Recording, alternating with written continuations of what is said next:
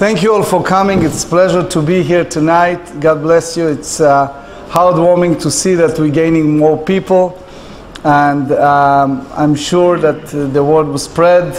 And not only those who watch us, but also those who partake of this beautiful journey. We're about to complete the first part of Jewish history, which was from Abraham to Samuel, now in the second session. And as we said, all these questions and comments and other things, please try to write it down and save it for the very end, so we'll have a follow-up discussions. Samuel, the prophet Samuel, is the one who is responsible for a Jewish monarchy. So for those who are not here last week, we talk about Jewish king. In general, at that time, in a way, Samuel was the prophet. He said to people, what in the world you're looking for a king? What's the purpose of a king? You have leadership. Moses is not around. Joshua is not around, but you have me as the well-recognized prophet and a teacher. But either because there are envy of other nations or other reasons, people insisted to have king, and as much as Samuel tried to put an arduous effort to get it out of the Jewish brain, he wasn't so successful. And eventually, in our anthropomorphic language, God agreed with that and allowed to have a Jewish king. So in a way, it was a good news and a bad news. The good news, it was the appointed of ingenious individual by the name of Saul. And King Saul was, in those days, it was a time that they anointed the king. It was a big ceremony, which we need to discuss another time. But upon anointing Saul to be the first Jewish king, obviously he led the people, and at the first phase of his kingdom was extremely successful. The rabbis tells us that when it's come to leadership, you see it in the political world all the time. When you have a candidate that's supposed to be a great successful candidate, usually he or she carries some type of Pandora box from the past. That's the reality of leadership. In a sense, King Saul carries his own problems. And particularly at the end of his life, it was to this very day, it's not 100% clear what exactly involved with his fault, in a sense, if it was just a melancholy or other form of depression, or it was other issues, but it's clear that the end was very tragic or sad ending of the first Jewish king. In short, this is the portion we always read before Purim, the Torah portion of Zachor, to remember Amalek, the nation that tried to annihilate us. And in the Haftorah, in the second phase, which obviously is the quotation from Samuel, is a story of the interdynamic between King Saul losing his kingdom and Samuel, by force of circumstance, take the leadership and later on anointing David as the next king. The idea was a weird but strong request of God to annihilate the nation of Amalek. And the nation of Amalek was a nation that not only in ancient Egypt tried to attack the Jewish people. The rabbis tells us that this is something that perpetuated throughout generation. It's a nation that not always for a real reason, like people try to analyze World War II and other world events, what's the causes and why things happen. Nation of Amalek is a symbol. It's people that just somehow despise the Jews, somehow wants to get rid of the Jewish people.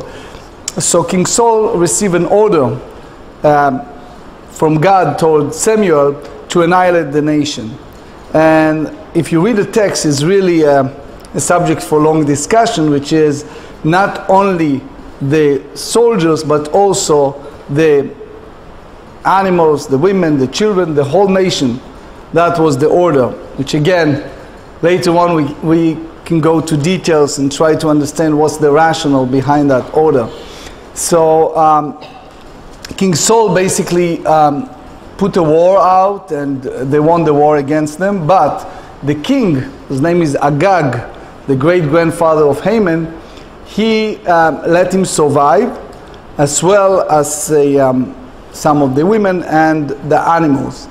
And God appeared to Samuel and he said, I'm so upset at Saul and I regret that I let him be the king. He didn't follow my order. And Samuel was aggravated all night. He came in the morning and he tried to talk to Saul. He gave him 3 chances. At the beginning, Saul tried to say that, I don't know what you're talking about, I did the job. And then Samuel said, if you did the job, how come I hear the voices of those animals?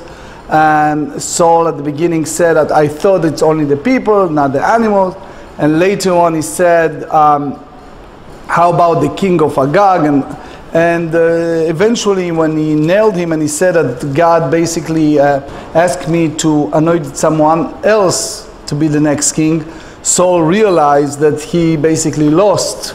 And he said, last statement was, it's not me, it's the people. People basically put me under such a pressure that I have no other choice but to do it in certain ways. So in a way, because the rabbis explained, Samuel gave him 3 chances of teshuvah to find a way, and he, instead of taking the responsibility, he blamed it on others.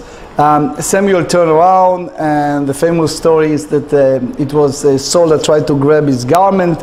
He tore his garment. He turned around, he said, this is a symbol that God tore away the kingdom from you. And Samuel himself took the sword and killed King Agag. But again, as the story goes, the Amalek remained, and that's the reason why we read it before Purim, because the descendants of Amalek, Haman, is the one who is responsible for annihilating the Jewish people, which we will talk in a sense of history when and where that story happened. Right after that, it was the son of King Saul, and as we said, we just give the abbreviation.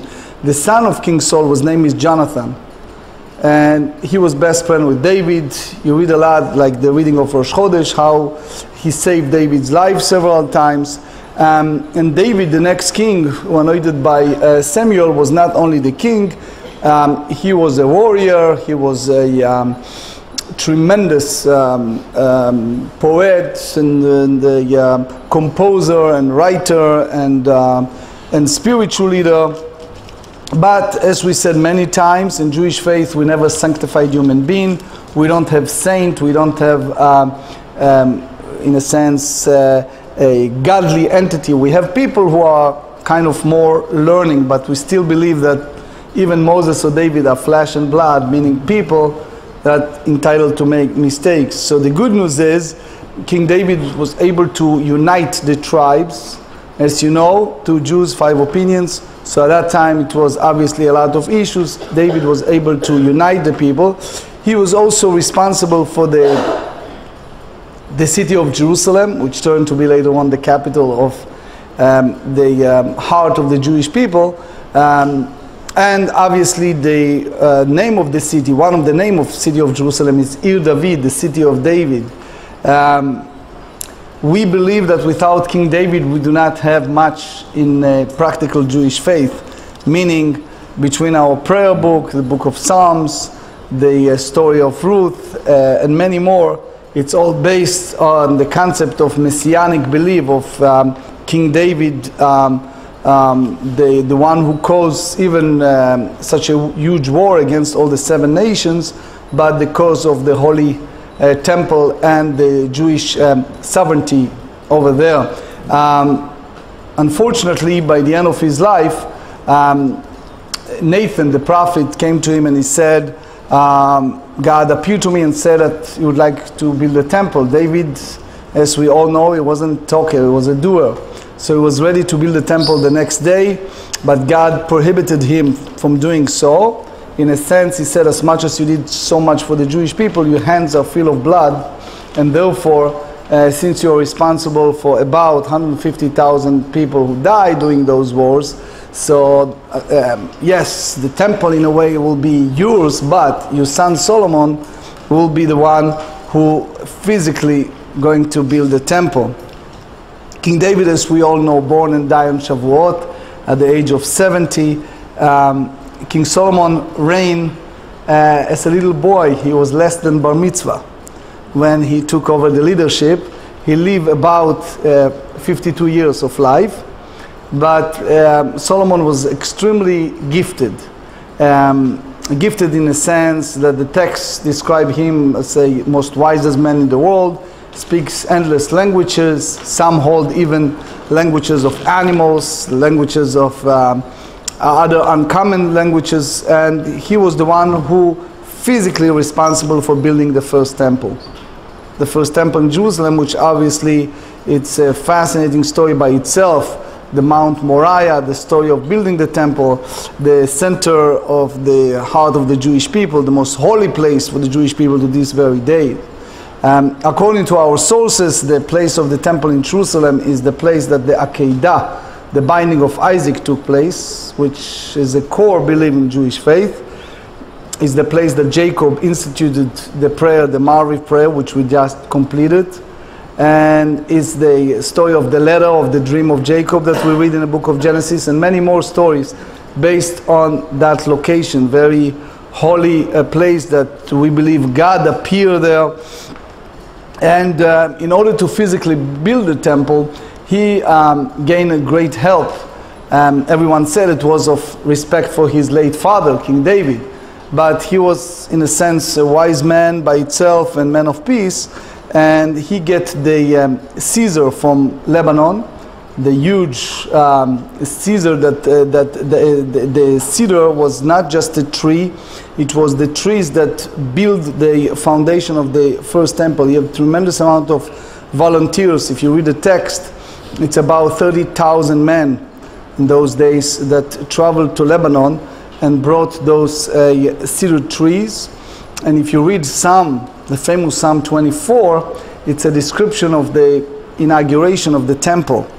And that's what we said every Sunday, or every time we return the Torah to the ark during the week. It was the Talmud described it as some type of dialogue between David and God. The first time he prayed that those gates will be open, and it didn't happen. Then, because of my father David, miraculously those doors of the temple opened. The good news, it was an era of peace, it was an era of tremendous serenity.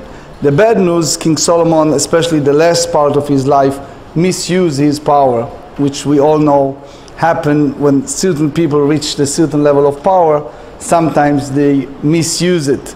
God appeared and he said to him, because of your father, we're not going to do much now, but when you're gone, Solomon, your kingdom is going to divide it between the two, which exactly happened according to the text. It was a man by the name of Yerovam, and Yerovam, son of Nevat, was a very wicked individual who basically fought bitterly against the dynasty of David.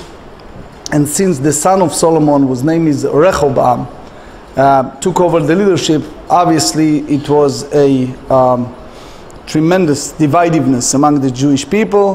The divided Jeroboam, or in English Jeroboam, took the whole northern part of the country, versus Rehoboam, the son of Solomon, took only 2 tribes. So it means that the 10 tribes with Jeroboam have the whole north of Israel. Rehoboam, son of Solomon, took 2 tribes, which are Judah and the tribe of Benjamin, and obviously later on called Capitolina, which is the Greek word for Jerusalem.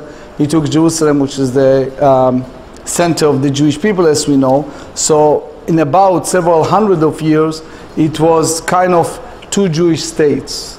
In a sense, they have the leadership of the northern part, started with Yerovam, with the 10 tribes, and then the leadership of the southern one, Judah, Benjamin, and Jerusalem, by the Rehoboam and successful. Unfortunately, many times they fought against each other, Jews against Jews.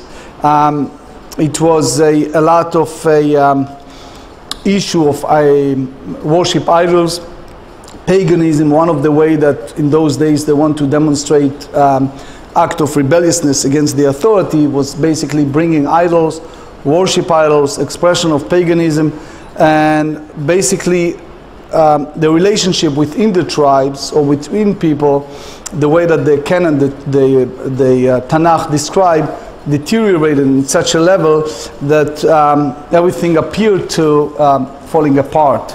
So again, the good news is the Jewish people have their land. The good news is they have the temple. The good news is that the tribes dwell in the land. The bad news is that they divided.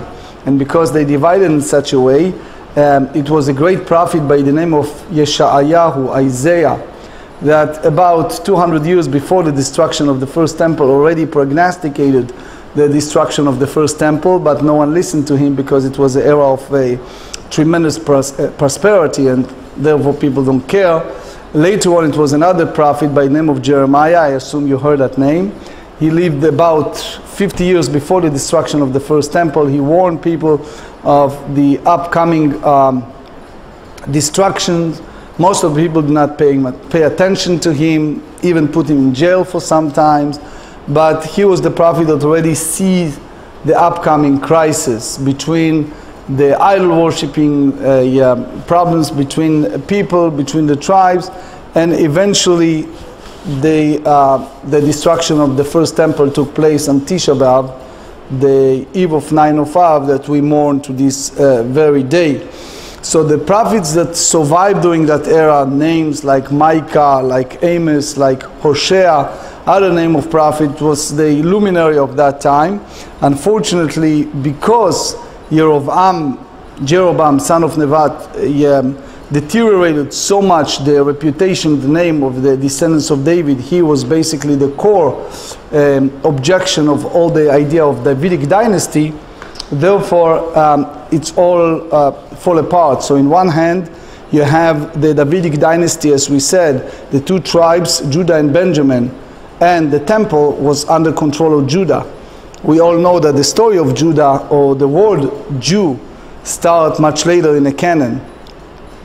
Just a side note, people sometimes misconstrue. They don't know the idea of the original Hebrews, later on Israelite or children of Israel. It's not the origination. The origination was basically the book of Esther, which much later in the canon. What happened is when the Jewish people were exiled later on, and it was the tribe of Judah that always was the dominant tribe, the people from other nations called those descendants of tribe of Judah Jews or Judaic, or people from the Judah. And that's the origination of the word Jew, called to Mordechai in the book of Esther. But anyway, the idea of the Holy Temple in one hand belonged to the kingdom of Judah, yet most of the Jews in a different leadership, in different location, created its own issue. If you visit Rome, and I assume many of you have a chance to see in Rome, if you go to Avignon, you see the place where the Pope and everything. You see a huge room in Provence that have all this replica of that huge room, and it's only one chair, which is again, according to their view, that they are descendants of the Davidic dynasty. But the expression of the tribe of Judah is basically the one who in charge for the future of leadership of Jewish people, and the temple was core mindset that perpetuated from the big promise that God gave to David to, according to many, to this very day. Another vignette from the Talmud about Jeroboam. One of the story goes that God appeared to him either in vision or in a dream, and God said to Jeroboam, change your way, make teshuvah, look how much destruction you cause and divisiveness within the nation. And Jeroboam said to God, what are you going to give me for that? And God said, I promise you to get a paradise, to get the Garden of Eden. Which Jeroboam said to him, what do you mean? And God said, you and King David will be together with me in the Garden of Eden. And Jeroboam, upon hearing that, said, I like the idea, but who is going to be the first one? Meaning, whom you're going to give the big honor? And God said, David will be the first, and Jeroboam heard that and he said, forget it, it's no deal. Which again, teaches the ego and the personality that perpetuated from that time to our days, the whole idea of certain people on a position of leadership, when it's come to their ego, when they come to their own self-admiration, eventually they cause destruction. It's a disputation when exactly the first temple destroyed. Most of the scholars view it was 586 before the Common Era. The idea was, as we said, it was mainly because of paganism, idol worshipping, and very bad behavior between people. But it was the king of Babylon, Nebuchadnezzar, that came there and physically destroyed the temple, burned the temple, and expelled the Jews. It's estimated that about 90% of the Jewish people move out to Babylon, 10% to Egypt, together with the prophet Jeremiah. For some people, they thought that that's the end of the Jewish faith, because the Holy Temple was out there for 410 years. It was the great hope for the Jewish people. Now it's all gone. Even a small remnant of the Jewish people stayed there, but it was very few. So, as we all know, that was not the end of the Jewish faith. It's, as Mark Twain said, something happens like the moon. It appears that it's all dark and all of a sudden it's full blooming. So that's basically happened to Jewish people. They are in Babylon for 70 years, but they find a way to come back and rebuild the second temple. Since it's just a crash course and we try to squeeze in so many hundreds of years, another important point, I always like to ask people the famous question, what comes first, Purim or Hanukkah? And many people mix the reality. Even as far as the Jewish calendar, Hanukkah is first, but when it's come to years, Purim was way earlier than Hanukkah, because Purim happened between the first and the second temple.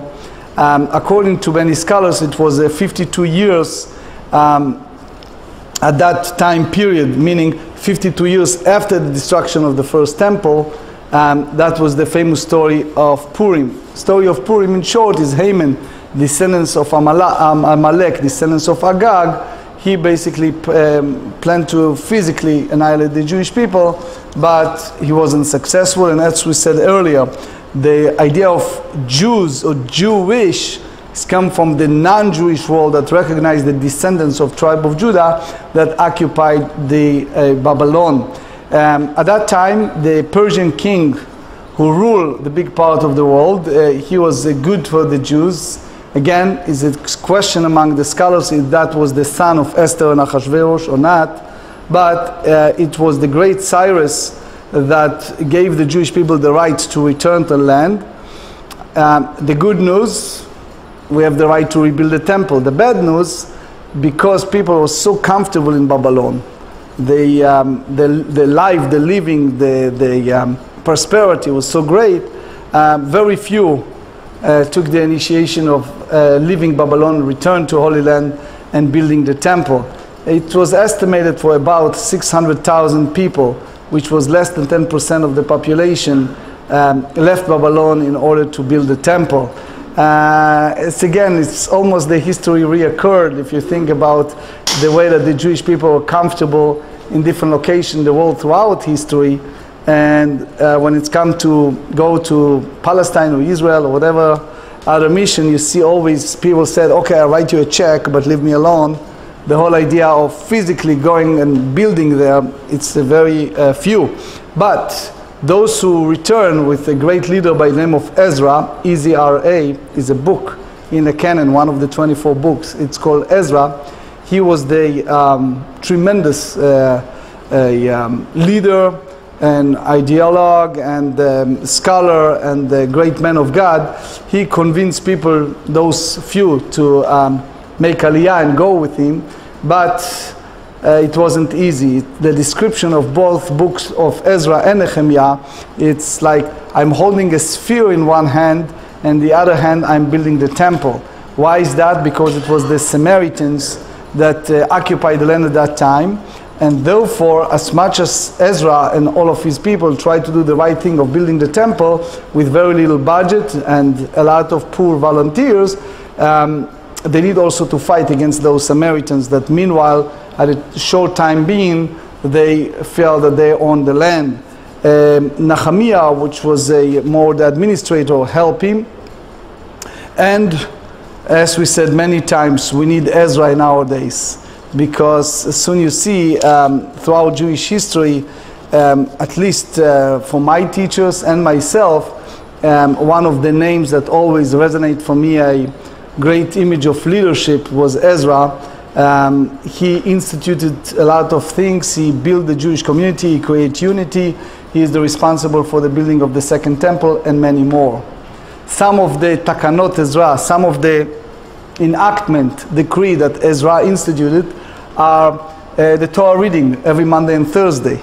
Ezra felt that it should not pass more than 2 days without reading the Torah. So he instituted the idea of reading even a short version, as the Talmud describes, about 10 verses, about 3 psukim, 3 verses for each aliyah.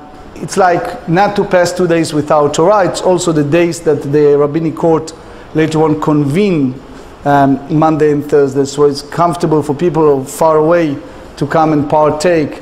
Ezra made other takanot, such as closing the stores on Shabbos, such as the whole idea of the assimilation. He was able somehow, almost miraculously, to stop it. One of the beautiful descriptions in the Talmud of Ezra and his generation was the old-timers. It was elderly people at the time of Ezra that cried out. They saw the wooden building of the new temple, which obviously was uncomparable to the original fancy Solomon building, and they cried because they said, we remember with all these nostalgic memories, the building of marble and gold and gorgeous walled beautiful building versus simple wooden building of a temple that Ezra rebuilt.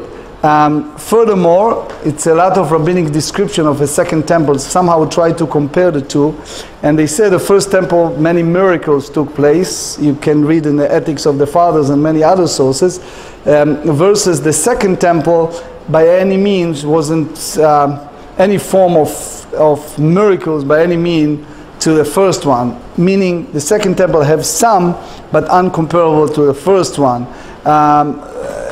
The idea of prophet or prophecy, people who are capable to see the breastplate and give the prognostication of the future for the Jewish people, etc., it wasn't so, for sure not in the same level. In general, when you read the Tanakh, the canon, the Bible, you see a lot of names of prophets. The truth is, there are many more. The reason that we have in a canon only those names, it's because we believe that those prophets have a prophecy that have message for the future generation as well. So therefore, in a sense of the divinity, they kept in the structure of the canon of the 24 books only prophets that have some effect or something to do with us to this very day. So the very end of that era of prophecy was the era that's called the era of Monarchy, one of the name of the prophets. And I'm just giving you two examples of the differences between the first and the second one. The first one, as we said, they have this feeling of spirituality and feeling of glory of God. The second one, people have a very hard time to kind of be connected to a simple wooden building without the presence of prophecy. The second idea, it was the eternal flame. Eternal flame, according to our tradition, the first temple, without any interference, was lit there all the times, miraculously. That's the way it's described in the Talmud. Versus the second temple wasn't so. They need to have constant litany. Nowadays, you go to every synagogue, you see the Ner Tamid, the eternal lights. Most of the synagogue, it's not in a candle, it's electric, and sometimes you need to change the bulb, right? So that's the reality. The symbolic part is the connection between the Almighty and the nation of Israel. That's described a lot in a Song of Songs. It's the idea that life of Torah, life of, in a way, it's a description of fire, of water, of life, of full of happening, change. Another thing was the art of covenant. According to our tradition, we have the art of covenant at the first temple. Jeremiah, as we said, part of the destruction of the first temple, he buried the art of covenants. And many scholars to this very day disputed where and how it was hidden. No one knows for sure where is the art of covenant. Obviously, if you approach an observant Jew, they will tell you that when the Messiah will come, we'll know for sure. But what happened is when it's come to the Holy of Holies, which is the place that the high priest attend during the Yom Kippur, the Day of Atonement, in a way it's empty because they don't have the Aron Kodesh, they have what's called the rock. And again, as far as the rock is concerned, it's a big question, where is the real rock from the temple? Many scholars have different views. As a side note, even the Muslims, they have this famous mosque, Dome of the Rock, and they claim that is the rock. Is that real? Again, as we said, the scholars disputed heavily what happened. But as we said earlier, the second temple built out of poverty. It survived 420 years. It was, in a way, reconstructed and rebuilt several times. Ezra and Nehemiah was the first one, but then the Hashmonaim, which we need to talk another time at length, who are they and what are they, but they basically reconstructed the temple. Later on it was the famous Herod, the crazy Herod, right, that make out of temple a huge fancy building.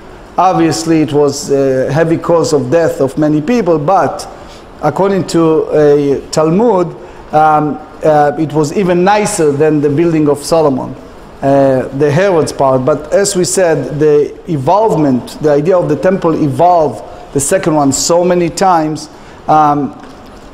It's a painful subject to study, such as the idea of the first temple 410 years, the second temple 420 years, both temples destroyed at the same time, the Tisha B'Av.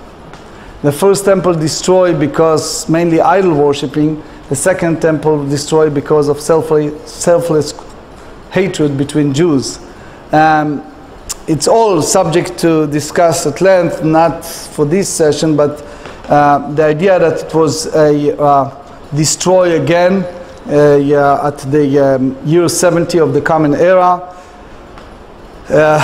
It's one of the painful moments that we sit on the low bench on the floor on Tisha B'Av and we mourn over so many sad events, such as the story of the spies, the story of destruction of the first and second temple, and many other consequential stories that happened on Tisha B'Av, crisis like World War I and many more. It's all connected, the idea of the missing of the temple. So as we said, when Ezra built the second temple, or was the one who was responsible for building the first temple, he came with a small amount of people. And because it was so much animosity from the Samaritans that was there, but the worst part, if you read carefully the Ezra's book, and in the future we're planning to give 1 or 2 or 3 sessions just about Ezra, is the idea that his main problem was the Jewish people themselves. Meaning, as much as the external problem with the Samaritans and other enemies within the Jewish communities, he had a very hard time. The key, Ezra described in his book, was the mixed marriages and the stores were open on Shabbos and many more. It's hard to understand, many scholars have a big to do over that, how Ezra was able in such a short time to change the whole situation. In the text, it's called Brit Amanah. Brit Amanah meaning he was able to make a covenant of faith. Covenant of faith meaning he was able to unite all the Jewish people, and he was able in short time to change the entire story. He was able to create an atmosphere of closing all the store on Shabbat. He was able to convince all the Jewish people to marry within the faith only. He was able to put all the enactment that we discussed earlier, and he was able to institute the Knesset Agdula, the men of the Great Assembly, which contained 120 late prophets, great sages and scholars. Today you hear Israel, the state of Israel, have the Knesset. Obviously they have the sense of modesty, if you want to be positive, and said that they took the word great, but it's still the men of the Great Assembly at 120, and the modern Knesset of Israel is a sign of replica in some sense. It's 120 members. The Great Assembly did a tremendous amount of improvement. Again, it's a disputation among the scholars if the men of the Great Assembly was over the long period of time or it's one time. Most of the scholars said, based on the Rambam and others, that was spread over time, wasn't just at the time of Ezra. But anyway, it was the remnant of the prophecies. It was Ezra, and the end of that era of the men of Great Assembly was Simon Shimon, the righteous, the high priests. If you look at our prayer books, for example, the Amida prayer was, according to our tradition, instituted by the men of the Great Assembly. A lot of our prayers, a lot of structure of synagogue or structure of Jewish life was made at that time by Ezra and the men of the Great Assembly. I can stand here and give you a long lecture of long list of things that we observe to this very day based on the institution of Ezra and the men of the Great Assembly. The last one, as we said, was Shimon the righteous, Simon, who's the high priest. You read about him in the Mishnah, in the Ethics of the Fathers, and he was the one who led to a new era, the era of the Greeks. And the era of the Greeks is a era that somehow switched or changed the whole Jewish thought to a total new phase in Jewish life. The great Alexander the Great was the one who's conquered big part of the world. Part of his great winning the war over a large part of the world, it's getting to the land of Israel, estimated about 325 before Common Era, and very short before he passed away, he get to Israel. The Talmud described a unbelievable meeting between the high priest Simon the Righteous, the remnant of the Great Assembly, and Alexander the Great. He was so impressed with the Jewish people, with Simon, with what's going on. Some even said that he had a dream, and when he saw Simon, he left his donkey and he bowed down because he said he already sees his face in a dream before he saw him. Anyway, he makes such an impression on Alexander the Great that he allowed to the Jewish people to have not only Jerusalem the way it was, but he basically spared Jerusalem, spared the temple, and let the Jewish people remain in their autonomy in the land the way they are. He passed away 2 years later, about 323 before the Common Era, and the Jewish people are so attached to his treatment and his life. So anyone who was born at that time and later on was called Alexander, named after him, Alexander the Great. As much as he's a kind of Greek name and he was a Greek leader, it remains to this very day a Jewish name. You hear the name Alexander or Sender. It's based on that story, how Alexander the Great spared Jerusalem, spared the temple, spared the Jewish people, let them have their autonomy and their life, and as appreciation they named the children, the sons, after him to this very day. Not just that, they started at that time a very special era that it's called in some phases in rabbinic writing the era of the new calendar. As much as they have the structure of calendar that we recognize to this very day, the Hebrew calendar that called this year 5778, right, from the creation, It was a new calendar that upon the Greek conquest, they call it Minyan Shtarot. All the note, documentation, contract, and everything like that start have this new legal document that count the year 1 from the time of Alexander. So from that moment and onwards, all the structure of legality within the Jewish community was based in a way of honoring Alexander. So year 1 was basically 312 before Common Era, which Jewish tradition, it's a exact 1,000 years from the Exodus from Egypt. So again, you see the huge influence of the Greek culture upon Alexander and his followers. The name of Jewish names are basically adopted from Greek. The Greek culture have a tremendous influence, and in a way the Jewish people were subservient to the Greeks. Not only the culture, not only the thinking, not only the learning, but the whole structure of life. Take for example a great rabbi and a great sage, you read on his name at the first chapter of Ethics of the Fathers. It's called Antigonos. And Antigonos was a man from the city called Soho, was the name of a great rabbi, that's basically a Greek name. So in the Mishnaic time, which is the 1st and the 2nd century, the dominant language is a Greek. And I'll give you another example just to feel the connection between that ancient Greek and nowadays. Take the Seder. We have the Sedorim on Pesach, right? So at the Seder we have one of the fun, or the biggest fun for the kids is obviously what? The Afikoman. And Afikoman, you already guess, is what? Is a Greek word. And the Greek word for the word dessert is Afikoman.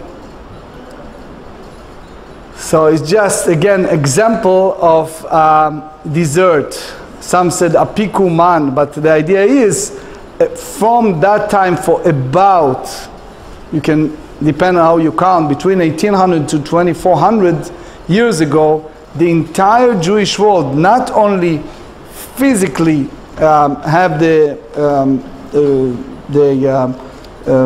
dominated by the Greek, but also the culture and identity follow the Greek and the Greek teachings. So what we see so far, we're talking now in the second phase, is the era from the beginning of the era of the monarchy, the time of King Saul, anointed by Samuel, told David, told Solomon, and from that point, right after Solomon passing, the divisiveness, the 10 tribes by Yerovam, the 2 tribes by Rehoboam, who have also Jerusalem, and then all those idol worshipping and paganism that deteriorated the Jewish community in the level that eventually it's almost self-destructive that the temple destroyed. So in abbreviation, what we see is that from the great monarchy, building of the temple, destruction of the temple, 70 years in Babylon, mainly in Babylon, and then building of the second temple, another 420 years, and eventually destruction of the second one. I think this is a good time to ask questions, so here am I, ready to answer your questions.